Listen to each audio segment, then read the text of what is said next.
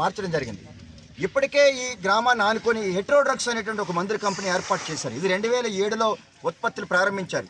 18 సంవత్సరాల కాలంలో ఈ రాజీపేట గ్రామంలో చూస్తే 52 మంది క్యాన్సర్తో మరణించారని చెప్పేసి మేము ఇటీవల కాలంలో నేషనల్ గ్రీన్ ట్రిబ్యునల్లో వేసినటువంటి కేసు, ఆ కేసు సందర్భంగా నేషనల్ గ్రీన్ ట్రిబ్యునల్ వాళ్ళు నియమించినటువంటి ఒక హై లెవెల్ కమిటీ, అంటే ఆంధ్ర మెడికల్ కాలేజు, పర్యావరణ, పొల్యూషన్ కంట్రోల్ బోర్డు, రెవెన్యూకి సంబంధించినటువంటి ఒక హై లెవెల్ కమిటీ వచ్చి 2023 మార్చి 29, 30 ఈ పరిసర ప్రాంతాలన్నీ కూడా పర్యటించి ప్రజలందరినీ కూడా ఎవరైతే ఇబ్బందులు పడ్డారో, ఎవరైతే మరణించారో వాళ్ళందరి దగ్గరికి వెళ్ళి రికార్డ్గా సమాచారం పూర్తి స్థాయిలో సేకరించడం జరిగింది. అంటే ఈ 52 మంది యొక్క కుటుంబాలను ఆదుకునేది ఎవరు?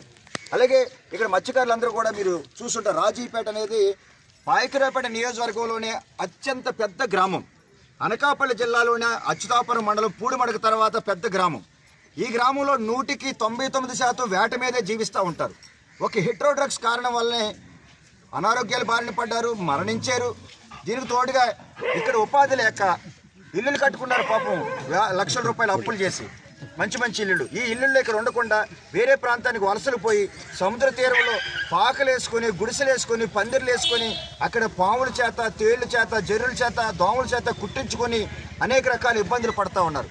అంటే ఒక హెట్రోడ్రగ్స్ కంపెనీ లాభాల కోసమే ఈవేళ గ్రామం ఈ రకమైనటువంటి దుస్థితికి నెట్టవేయబడిందంటే, రేపొద్దున బల్క్ డ్రగ్స్ పార్క్ పేరుతో 10ల సంఖ్యలో కంపెనీలు వస్తే మరి అసలు ఈ గ్రామంలో వేట ఉండదు, ప్రజలు అనారోగ్యాలు బారిన పడతారు. కాబట్టి ఈ ప్రాంతం అంతా పొల్యూషన్లో మునిగిపోతుంది. కాబట్టి గతంలో ఉన్నటువంటి అనుభవాలన్నింటినీ కూడా దృష్టిలో పెట్టుకుని, అనకాపల్లి జిల్లాలోనే మనకి అనేక అనుభవాలు ఉన్నాయి. కాబట్టి వాటన్నిటిని దృష్టిలో పెట్టుకొని మత్స్యకారులందరూ కోరేది ఏంటంటే, ఇక్కడ బల్క్ డ్రగ్స్ పార్కు ఎట్టి పరిస్థితుల్లో ఏర్పాటు చేయొద్దు అని చెప్పి శాంతియుతంగా ఈ వేళకి 9వ రోజు రిలే నిరాహార దీక్ష చేస్తూ ఉన్నారు.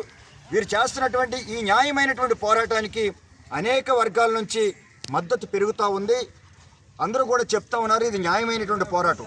రెండోది, ప్రజలందరూ కూడా అర్థం చేసుకోవాలని చెప్పి మేము విజ్ఞప్తి చేస్తూ ఉన్నాం. ఏంటంటే, ఇదేదో మత్స్యకారుల జీవనోపాధికి సంబంధించినటువంటి ఒక్క సమస్యే కాదు, ఇదేదో రాజీపేట గ్రామానికి సంబంధించినటువంటి ఒక్క సమస్యే కాదు, ఇది ఈ ప్రాంత ప్రజానీకం యొక్క ప్రాణాలకు సంబంధించినటువంటి సమస్య, ఈ ప్రాంత పర్యావరణానికి సంబంధించినటువంటి సమస్య.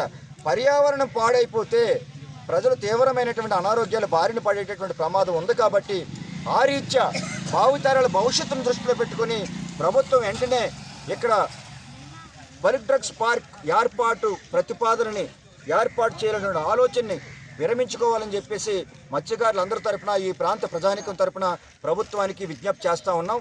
ప్రభుత్వం కానీ దిగిరాకపోతే ఎంతటి పోరాటానికైనా సరే సిద్ధపడతామని చెప్పి సందర్భంగా తెలియజేస్తున్నాం.